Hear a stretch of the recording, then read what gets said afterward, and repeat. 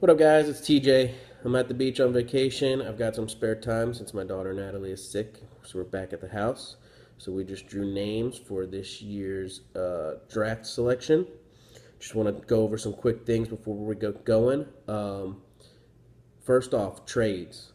There is going to be two trade deadlines that you need to be aware of. First off, after week 9, there will be no more trades for the season. After week 9, all trading will be shut down. That's trade deadline number 1.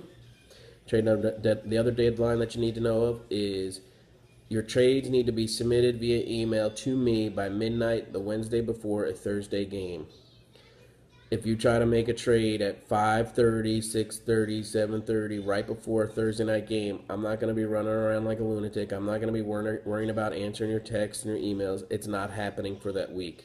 So your trades need to be made by Wednesday midnight before the Thursday games so that I have the next day to go over them and approve them. As far as approval goes, I spoke with the original 8 owners of teams in this league, and there was a split between whether it be a committee that decides or whether just I decide.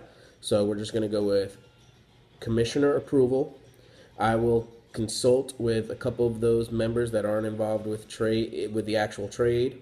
If I feel like there's something out of whack, or if I'm not so sure there's a conflict of interest here from the owners or whatever. But in most cases, trades are going to go through unless they're complete bullshit. Don't make bullshit trades. If they're bullshit trades, they're not going to get approved.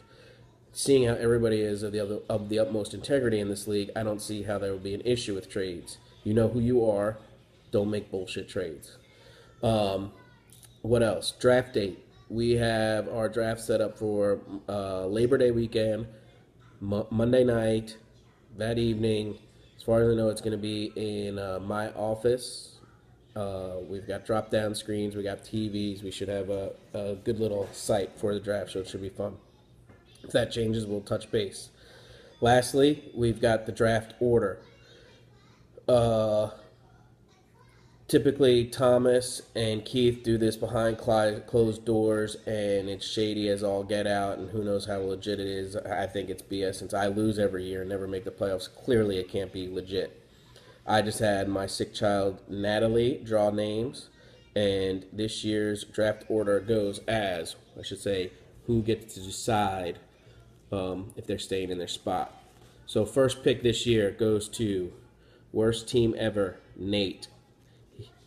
Nate, you'll be getting an email in the coming days, who knows when, as to if you're going to stay in that number 1 spot or move down. Little brotherly love with the second pick is Andrew, so maybe we won't have them helping each other in their draft pick this year if they're picking right next to each other. That's good for the rest of us. Next, we have the Snurricane of 2013, Bopper. Next up is former commissioner, Angry Squids. Following that, we have the worst team name in the league, P. Styles team. Please change your team name. It's atrocious. Following him, we have Legend Returns, Mike McGregor.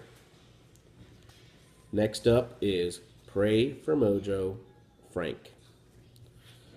Following him, we have Puma, currently down at the beach, Mancuso, John. Following him, we have Shot Callers, I won't attend the draft, I never do, Dan Washington. Following Dan, we have Nips, formerly Retards, myself. With the 11th pick in the draft, we have Show Me Your TDs, Nick, newbie to the league. So that means with our last pick, we have also a newbie in the league with my current favorite team name, Thomas Was a Bitch. So that's your order of who will be deciding when they'll be picking. If you have any questions, you know where to find me.